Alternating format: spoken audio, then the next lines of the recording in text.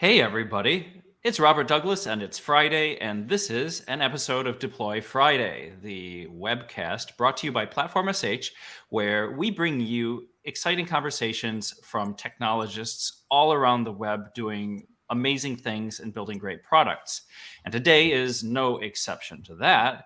We are going to have a conversation today with Raphaël and Florian, who are the CEO and CPO, Chief Product Officer of WeWeb, which is, in their own words, a back-end agnostic no-code web app builder. And not only are we going to learn about that product, which is a YCombinator graduate based in France, we're going to learn how WeWeb had a great idea at the start, but maybe missed the mark a little bit in their targeting and had to listen to their user base and pivot and how that worked and how it's going for them. It's a fascinating story. I've been watching them for a little bit of time myself, ever since I met Raphael a year or so ago. Yeah. And I'm very happy to bring these guests to the show to tell their story. I'm going to ask you guys to introduce yourselves individually, though, and tell a little bit about what you do with the company and your background. Florian, do you want to start? Yeah, sure. Hey, everybody. So I'm Florian. I'm the CPO of WeWeb. I've got a technical background. I'm an engineer, and I started to be a web developer basically, and then I started WeWeb with Raphaël and the other co-founder, which is with Mark, with the CTO of the company, and now I'm in charge of the product. So I'm the one who talked to the most of the clients I can to get feedbacks, and then to transform these feedbacks on needs and to think about how we could answer those needs with the product, and then to just end off the design to the developers and to make sure that they can integrate the product. And Flo Awesome. has a design background as well. Like he's an engineer, but he used to be like a, let's say, I don't know, full stack freelance, both designing and developing. Yeah, So that's really helpful in the company. So he's also doing the designs before developers actually integrate whatever we want to build. So yeah. That's I amazing. don't know if there's a name for this, like full stack designer developer. I don't know. Oh, there is a name. There's a name. He's a triple threat. Yeah. Perfect. That's a good name for him. I'll remember this one. Thank you, Florian. Hey, Raphael, how about you introduce yourself a bit? Sure. So super happy to be here. Thank you for having us, Rob.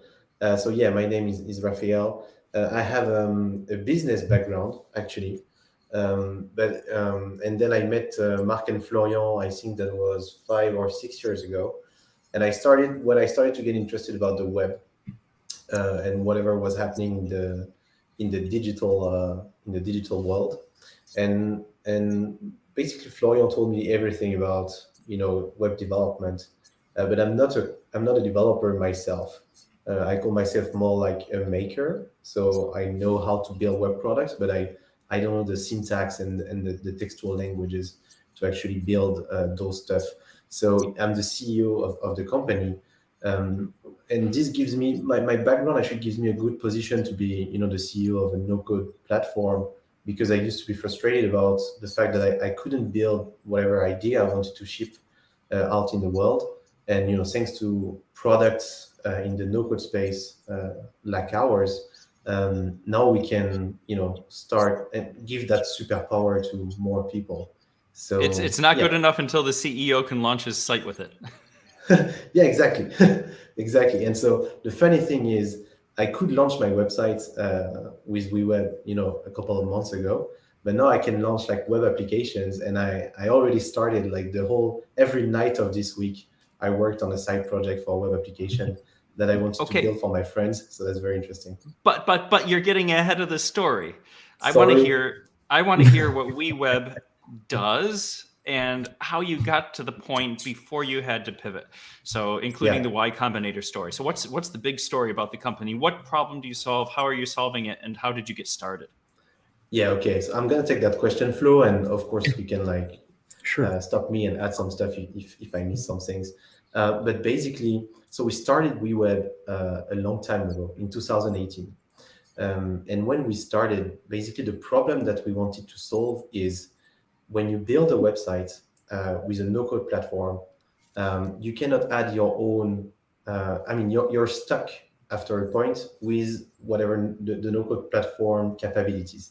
And so what we wanted to provide is a no-code platform that enables you to add your own React or Vue.js components, JavaScript components, basically, in the front end if needed. So that was kind of the first iteration.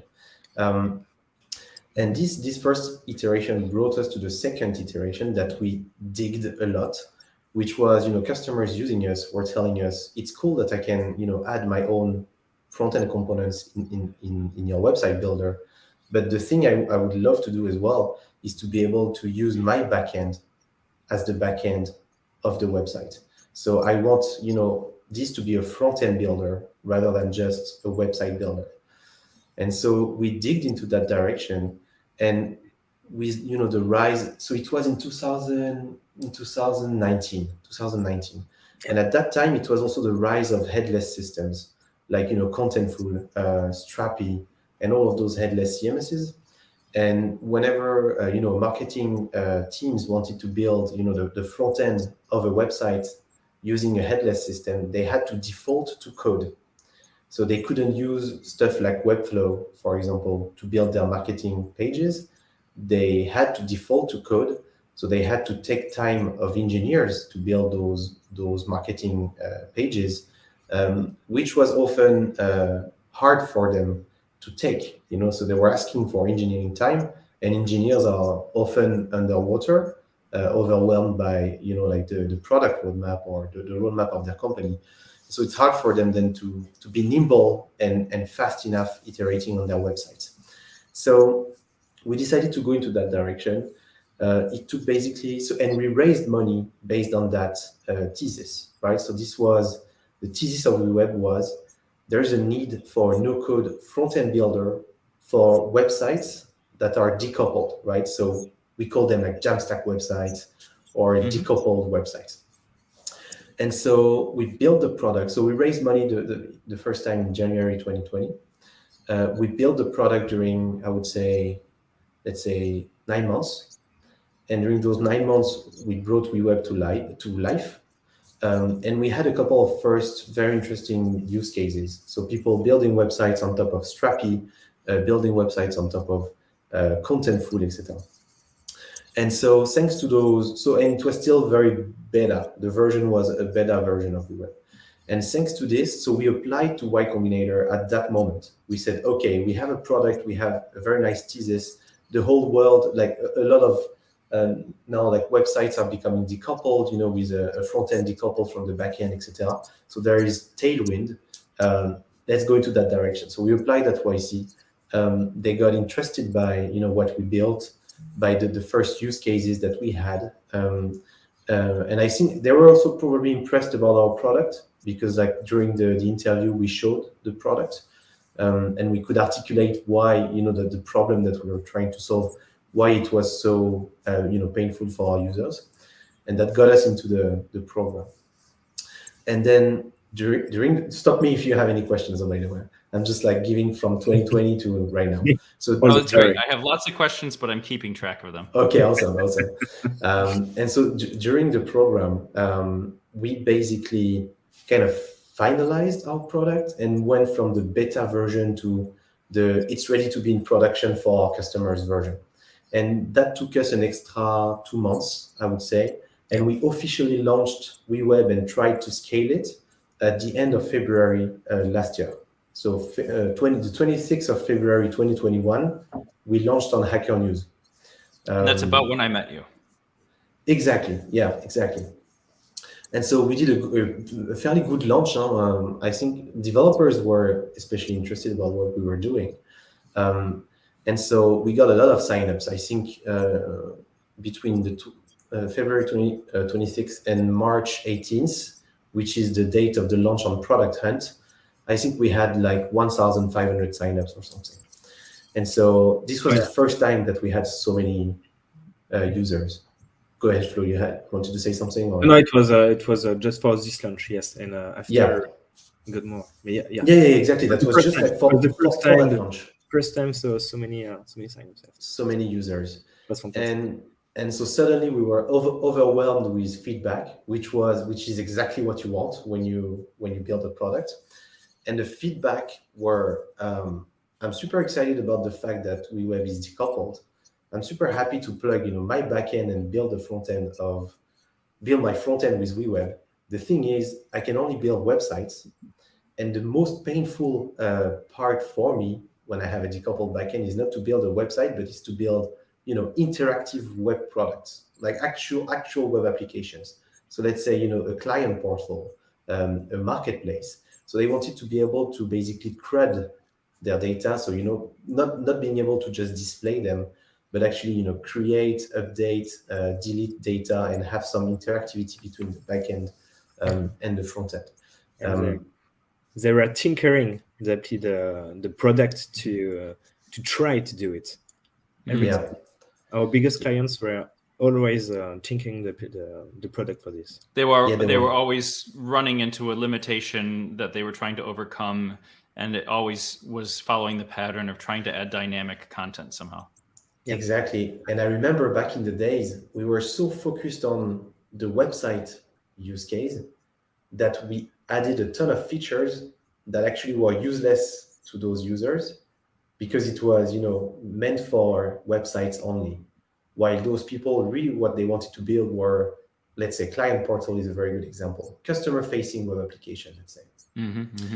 And so the product, and we spent a lot of time on features that we shouldn't have actually built because we didn't know the exact use case that we wanted to address yet. We had this conviction that it was for websites, but the thing is, in the website building market, they already had like pretty good alternatives. Let's say they could tinker with Webflow, and try and still connect their backend with the Webflow CMS using Zapier, and so they could make it happen. It was not great, but there was some workaround for them when they had a decoupled backend from the website, and so the pain was not so deep. You know what I mean? So people were happy to use our product, interested about it, but usually when you want to switch from Webflow or WordPress or a custom built website, it takes time. You don't want to, you have to gain more in terms of value to switch product than just solving the problem of building simple web pages. So that's what we learned basically after the launch. And yeah, go ahead, Rob, if you have any. I had a question at that point before you go on, because you're about to get into the really juicy stuff, but I still want to paint a little bit more of a picture for people listening about what the product looks like. So two of the things that really attracted my attention when you first showed me the product were the ability to just automatically import any existing Vue components and then have them available in the catalog. And also the thought you gave around having your customers build and maintain a design catalog. Can you talk about those features a little bit? Sure. And so that's for the design system and the Vue.js components. Maybe you can go ahead and talk about them, Flo. Yeah, sure. So basically, in the editor, you can drag and drop elements in a page to build this page, and all the elements you have in we call it the toolkit are Vue or React components, and we didn't cheat. It's real decoupled components, and you can add your own ones into the editor and then you will be able to drag and drop them into the page, like those you can already see in the editor. I think you just do a GitHub connect, right? And it ingests them from GitHub directly. Exactly. You just need to provide the link of the GitHub repository, and then we'll just upload the component and make it available in the editor, and then you can create your design systems with those components, because these components have some props, let's say some options that you can have in the editor, and then you can just make a button with some nice style and a color and some forms, some let's say bigger element like this, and then you can save them into your own design system to reuse them in your project. And not only this project, but like on multiple projects if needed. Exactly. Yeah. That makes it pretty cool when you want to scale your, if you want to build a lot of websites, it's very handy to have one design system at the workspace level and then use it on like multiple projects. So that's, some of our customers really love that feature because it saves them a lot of time. And then how are these sites published? How do they go out to become live websites? So when you click the publish button, we just gather all the information, all your page informations, the list of the components you need, and then we create a Vue.js application, and in them we insert your components. And then our technology is like the glue to then build this application like a developer would do. And then all the pages are statically generated, and we put them into a CloudFront CDN. Okay, so it's really fast and lightweight, and Exactly. very highly available and geographically distributed, all at the click of a button. So it's there are a lot of great things in there that some of the competitors like Netlify also have, but the for deploying components, but the what you see is what you get editor and the design system. Those are really, really attractive features that kind of differentiate very strongly. That's at least as I saw it when I became interested in the company for the first time. So what went wrong? Yeah. So basically, I'd say, like I said, like WeWeb was good for to build like the front end of websites, but the problem that we were solving for our customers was not important enough. Let's put it that way. And most of the people were bending our product, like Flo was saying, they were tinkering with it to try and solve another problem that appears to be bigger in their mind, which is building the front end of decoupled web applications. Mm-hmm. And so we basically learned about that between February and April. And at the end of April, or during the month of May, we decided to pivot and to address this more important and more pressing problem of our customers, which was building the front end of web applications instead of only websites. Plus, like in terms of business, when the problem you're solving is not important enough, then your product is not important enough for your customers. So we felt like it was hard, to reach out to them, to convert them to. It was not natural because they were like, yeah, that's true, I have this problem, but that's not the number one problem in my mind. Help me with something else. And so, but we didn't decide to pivot like this, right? We made like a ton of workshops. I remember like April and May, we were just like theoretically thinking about, what would be the cost of such a pivot, and trying to decide whether or not, it would make sense. So the traction was not that good because the problem we were solving was not so deep, so important for our customers. And on the other hand, doing this pivot was actually a bet, like a strong bet, because we knew it wouldn't take 2 weeks to pivot, but rather a couple of months. But when we decided to do this pivot with Marc and Florian, I remember, and the rest of the team, by the way, we were really thinking about not doing the same mistakes as we did before launching the first time, which means talk to customers before actually building whatever you want to build, right? And Pay attention, audience. This is groundbreaking thought leadership here. Talk to customers. Exactly.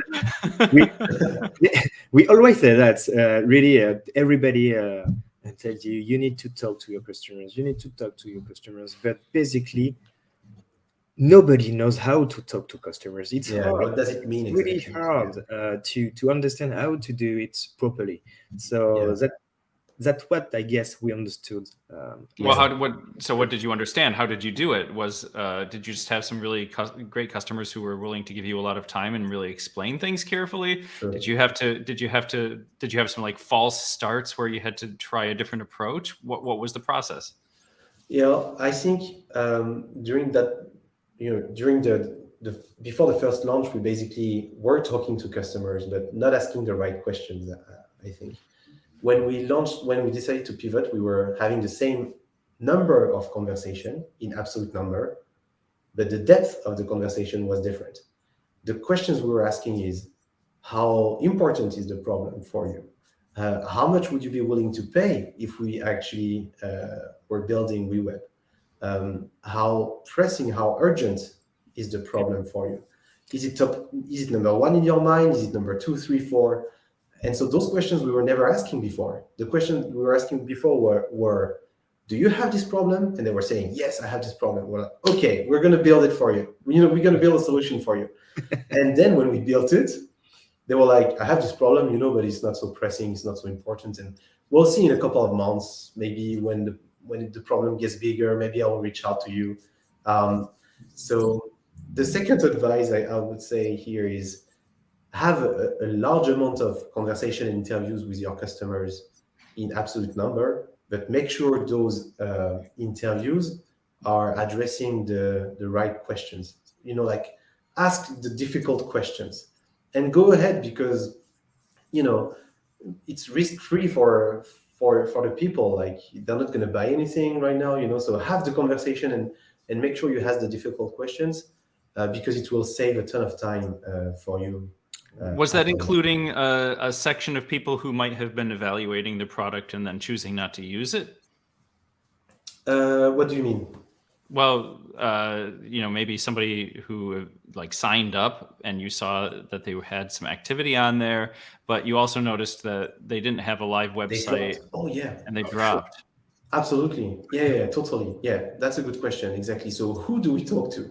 That's a great question. So when we launched, and that's why launching early is very important as well, and that's something we didn't do. When we launched, we had like so many signups that suddenly we had a lot of people to talk to. And then so we were checking the emails and their names and going on LinkedIn and trying to understand who those people were. Did we think they were part of our target audience? Mm-hmm. And if yes, why not talking to them?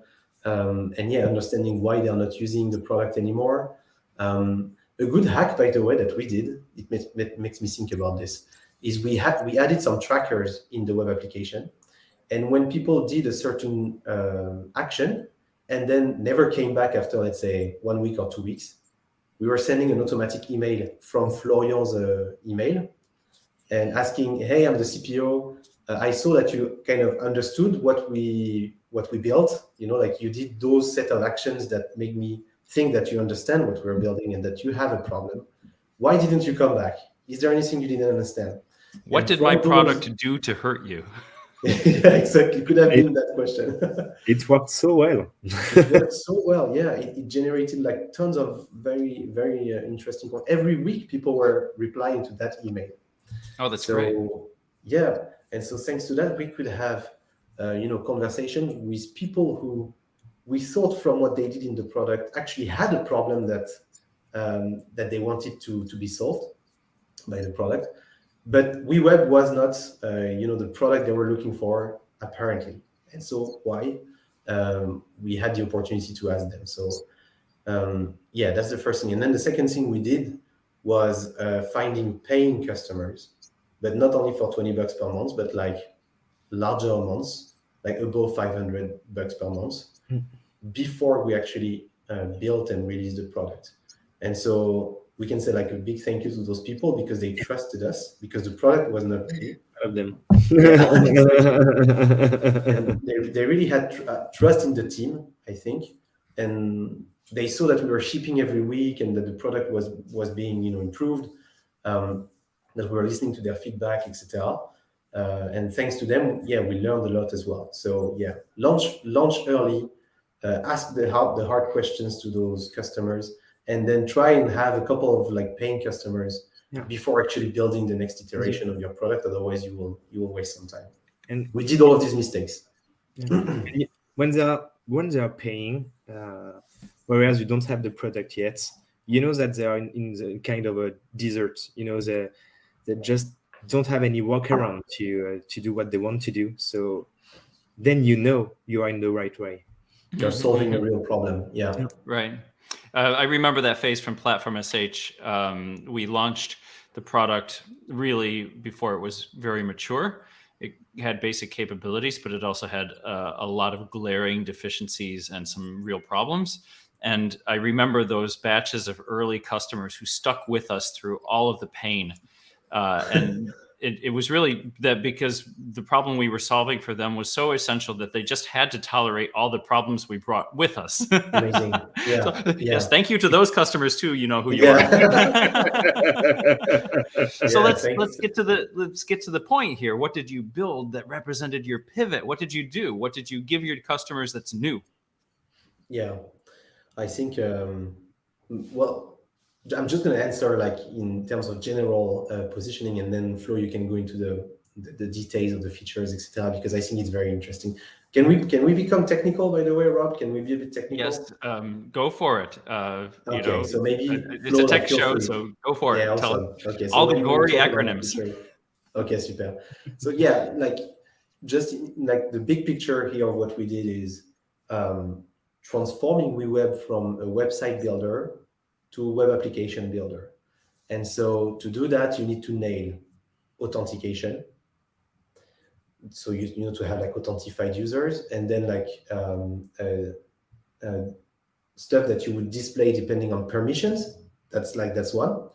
The CRUD, so being able to interact with the data, basically create new data, read it, update it, and delete it.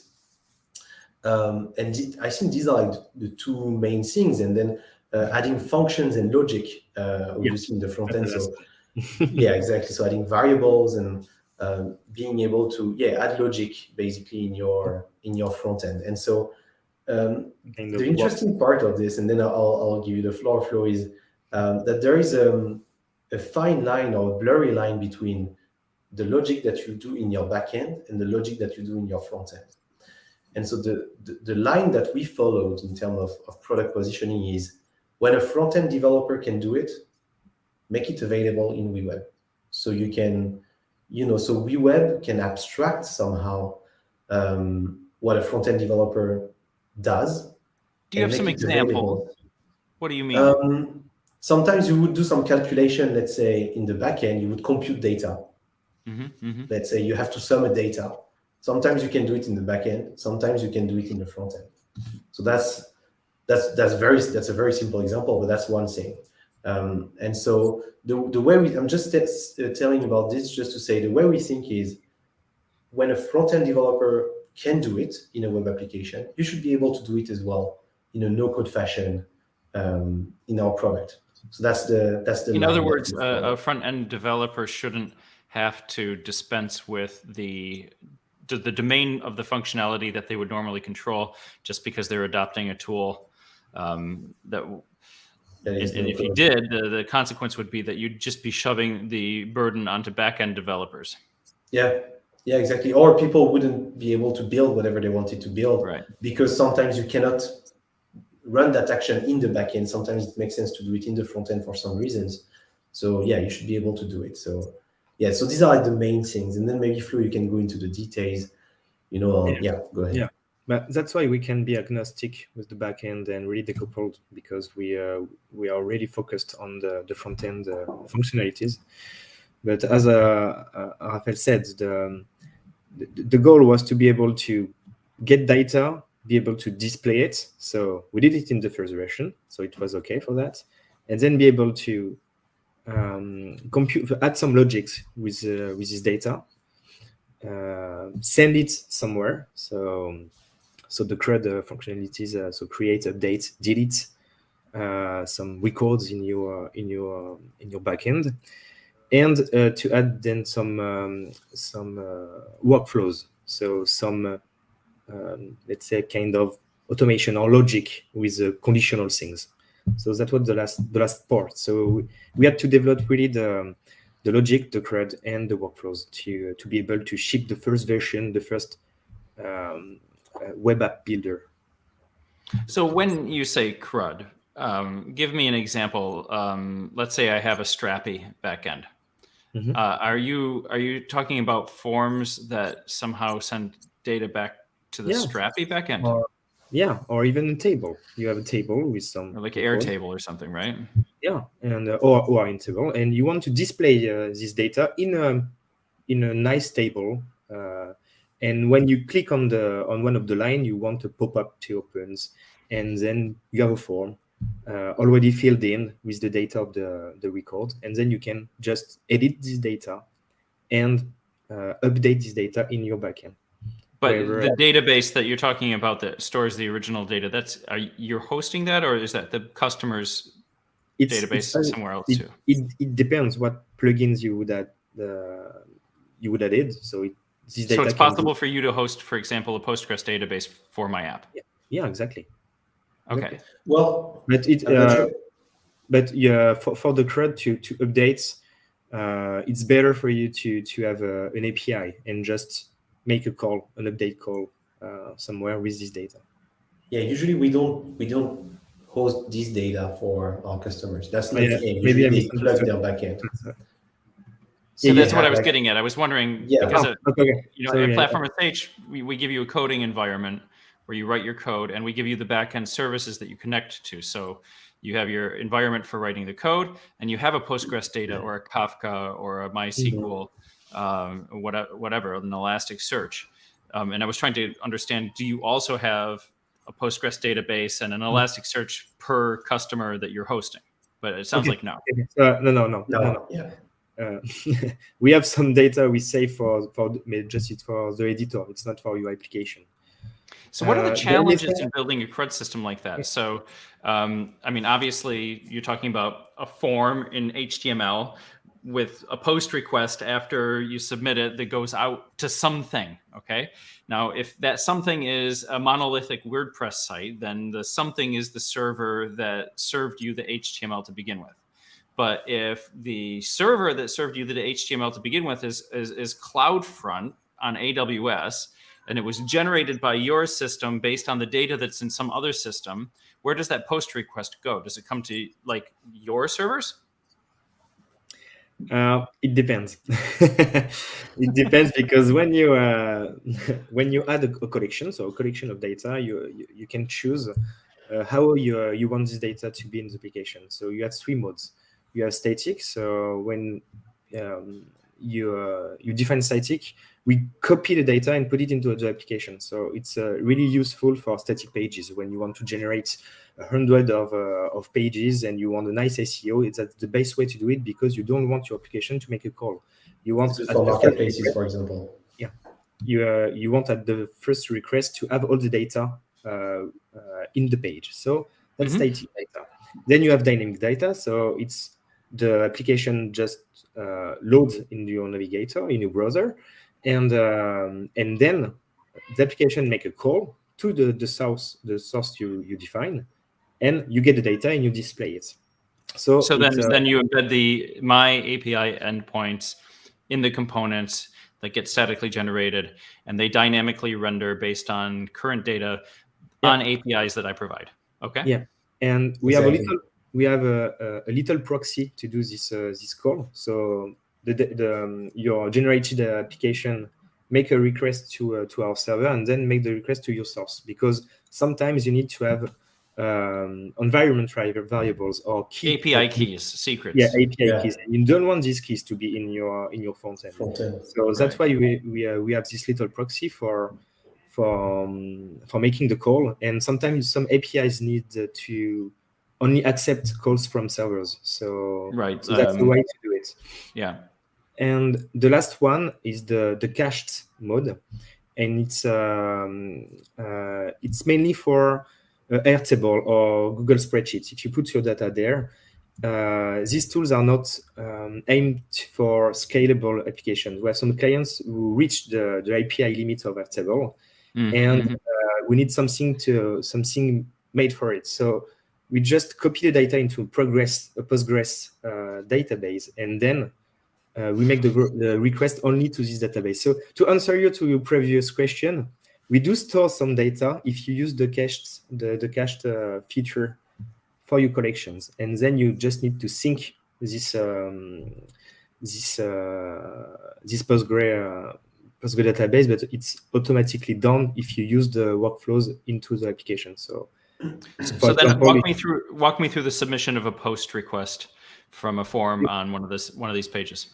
You make your front-end application make the post request to our server.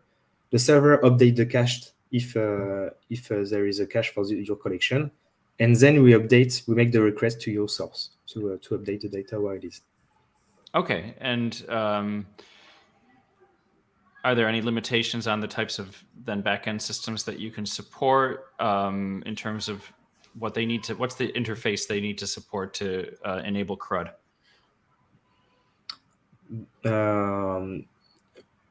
Basically, for not just endpoints, REST API is the best. Just normal REST verbs. Okay. Yeah, exactly. And we are improving it, on a weekly basis, I would say. But we call them plugins. And so we have plugins. We call it the REST API plugin. So if you have like a standard REST API, we can go and CRUD your data. We have an Airtable plugin, and it's very specific for Airtable. We should be releasing the GraphQL plugin very soon. And we also enable you to go and get the data from a SQL database. So we have the SQL plugin. Oh, just with a direct native SQL connection. Yeah. Okay. Exactly. Wow. So yeah, cool. these So are what the is backends that we can serve. So what's the difference now that you've launched this? What kind of resonance and uptake are you seeing, and are people building cool things? Yeah, I think like that's the difference. I know you are. You said so. What are you building? What's your application, Raphaël? What are you thinking? Yeah, my application is we took like a yearly resolution for 2022 with my friends during the New Year's Eve, and we took a video, and I told my friends I'm going to build a web application where we're going to track everybody's progress on the resolutions. So you can authenticate through Auth0 in this application. I have an Airtable database, and then people would declare their resolution. So it's one per person, and then they would declare steps to get there. So as many steps as they want. And whenever they reach a step, we update it, and then I have a graph that shows along the year, so monthly improvement. And we have rooms for every group of friends. And so people can, log into their room and see the progress of others. And so you built the New Year's shaming app. Somehow, yeah, exactly. I didn't have the domain name yet. Meticulously catalog your failure. Love it. I don't have the domain name yet, so maybe I'm gonna put it like NewYear'sEveShaming.com or something. Yeah. I love it. That's very cool. And so the funny thing is, I thought about doing this because this is what YCombinator is about, by the way. YCombinator is very interesting in terms of social motion, because you are accountable before your batchmate. So every week you meet your batchmates, and you don't want to be the team that didn't do any progress that week, right? Because everybody is like so passionate and dynamic and like building stuff. You don't want to be the guy that just didn't do anything during the week, right? And so it brings a very healthy pressure on groups. So yeah, we call it like group accountability or something. And so that's what I'm building for my friends and the New Year resolutions. Same recipe. and the product's good enough so that the non-coding CEO can build a real dynamic application like that. That's fantastic. I mean, rapid prototyping for applications is an extremely critical lever on innovation, and getting prototypes of products out there quickly it's like the lifeblood of a lot of entrepreneurial efforts. And I'm thinking of people that I work with every day who could use a tool like that, who are actually prototyping applications in Airtable right now and need a front end. So I directly see the benefit of that. What have your customers built with it? Nice. Maybe you can talk about Senyon, Flo. I think it's one of the most exciting use case that we had. You want okay? Go ahead. You can talk about it, Flo. It's this client is what's the English for this? He's working for a cooperative. I don't know the English how for we this. call it. Like in agriculture. They're usually called co-ops. I think co-ops. Exactly. Okay. It's for co-ops, and basically their technicians are doing things manually with papers. They go to see the people in the countryside and just open the papers and say, okay, what are you growing in here, and what are your yields? You are making, and then they go back to their company and just gather all the data and then define the contracts and then them and everything is done manually. So they wanted to be more digital. So they wanted to make an application for them to just log in, see their data in a dashboard, and then be able to look for a client, select this client, and see a lot of data for this client, and then just have some dynamic forms to do what they were doing with papers. And when they fill in the forms, it's basically update their table, and then they have some workflows to send automatically the contracts and this kind of things. So they needed a good front end because they have a lot of data, really, and they have many people who are logging in every day, and they are making some calls to this Airtable. So they couldn't use the Airtable API, and they were thinking about doing something else, but they didn't have the budget to do it, and the manpower. So that's why they came to us to ask for our help, and we did this application.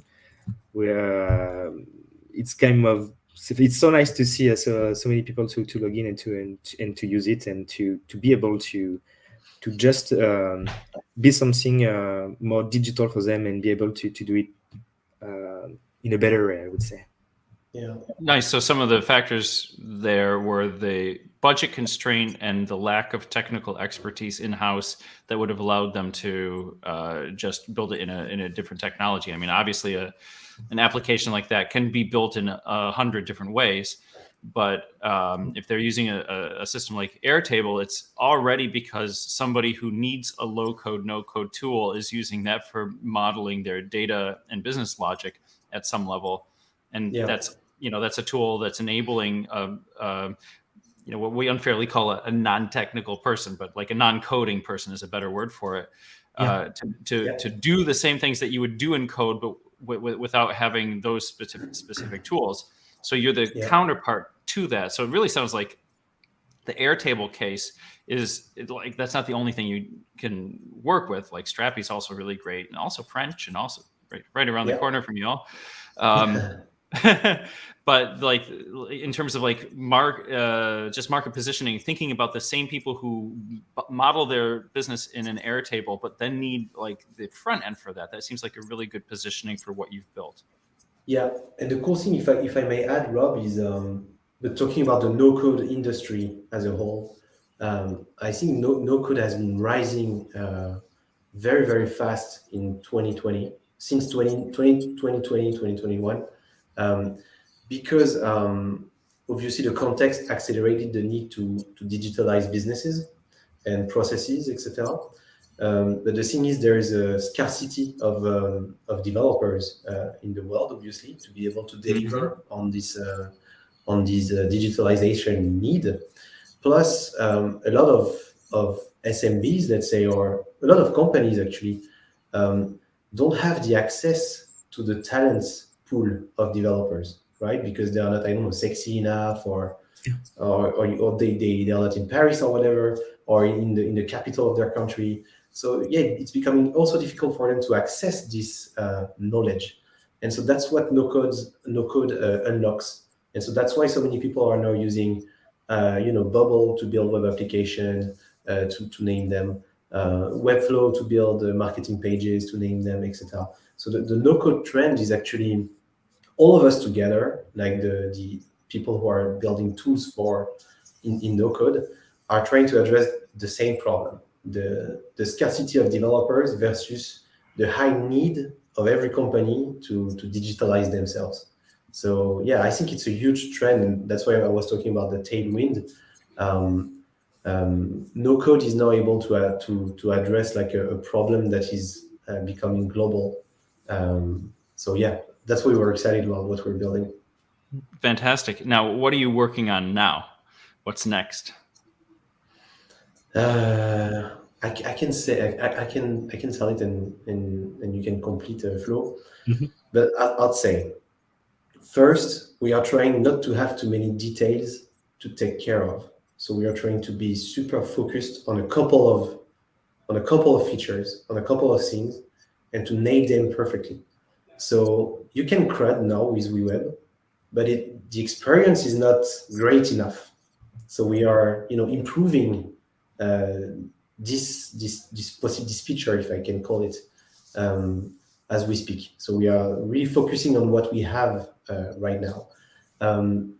The second big thing that we are improving are the plugins, so the connections to the backend. So let's say, improving the experience when using the REST API, for example, improving the functions that you can add using formulas in no code in the front-end builder. So that's our main focus right now. And I think the next big feature that we're going to add is the ability to use your own authentication system. Because today, to authenticate users, you have to use Auth0, because we did the plugin Auth0. But a lot of prospects and users are asking, hey, I want to use my own authentication system. Can I do that in WeWeb? Today, it's not possible, but that's going to be possible, I think, by mid-February or something. Yeah. So that's the next big thing we're working on. And it goes into the right direction for our vision. We really want to be decoupled from the backend, and we want to be agnostic to the backend. So if you want to use your own authentication system with WeWeb, you should be able to do that. So that's the next big thing that we'll be working on. And the templates and the UI. Of course. Yeah.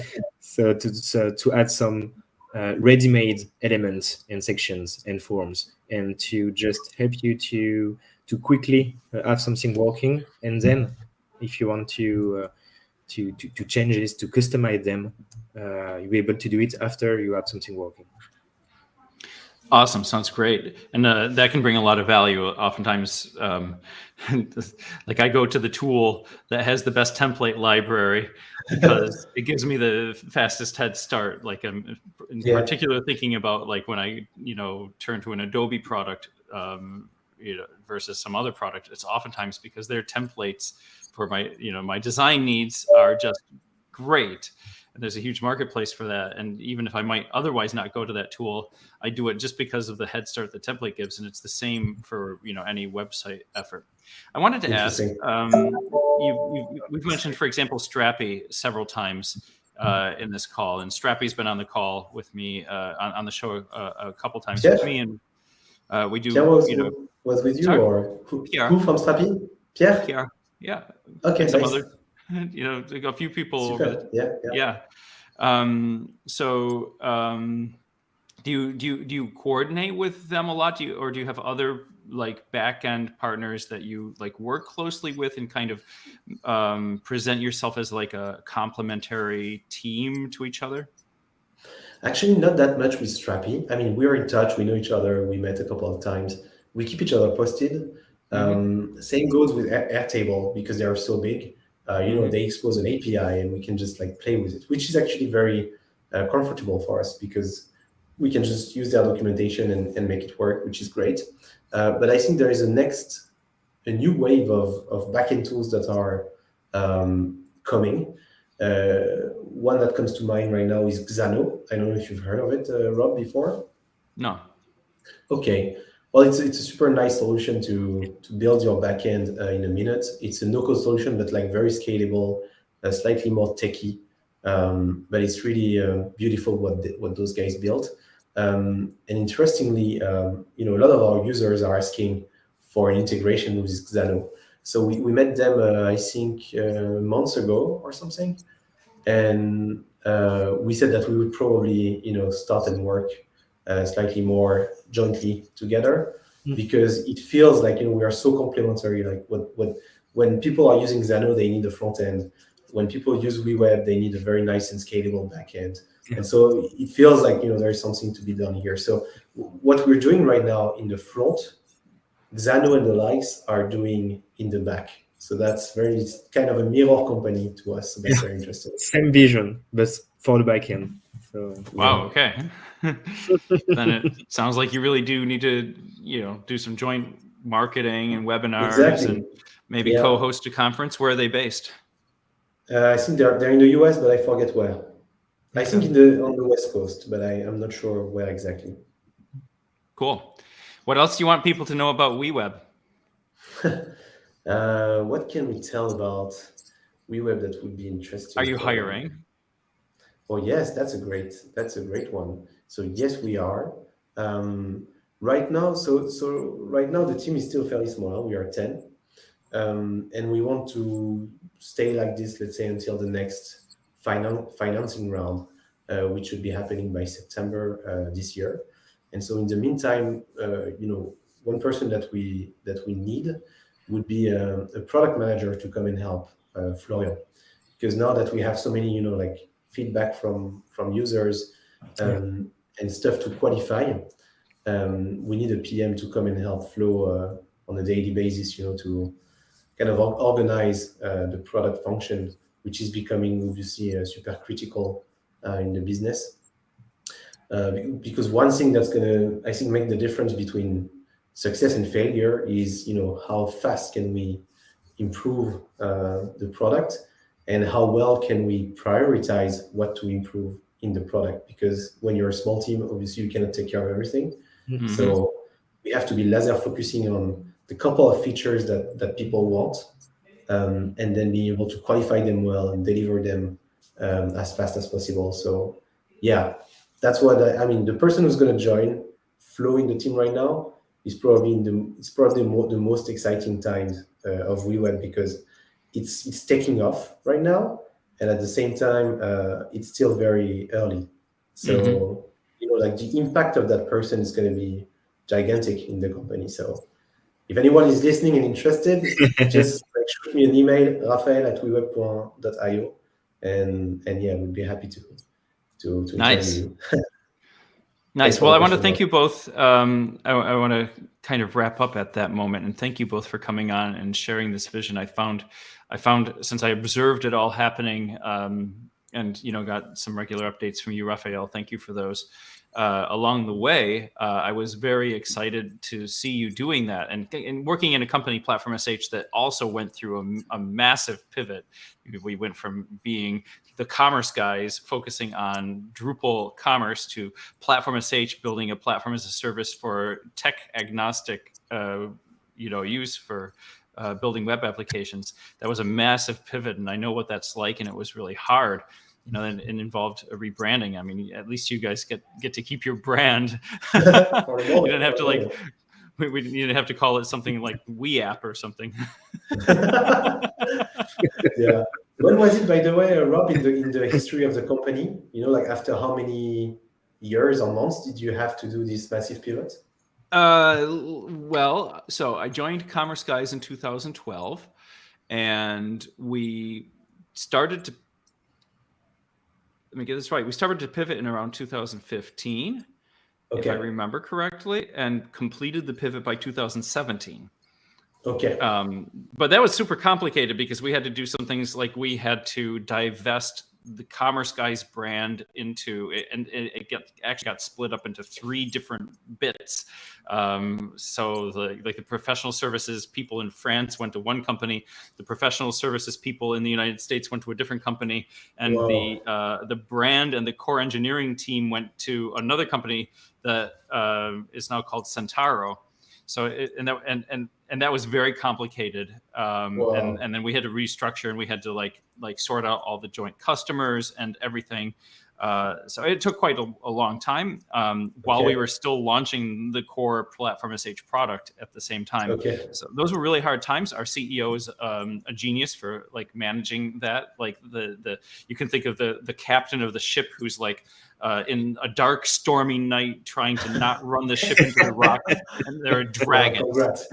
It was like that, but we made it. We survived, which was a minor miracle, and it's going really well.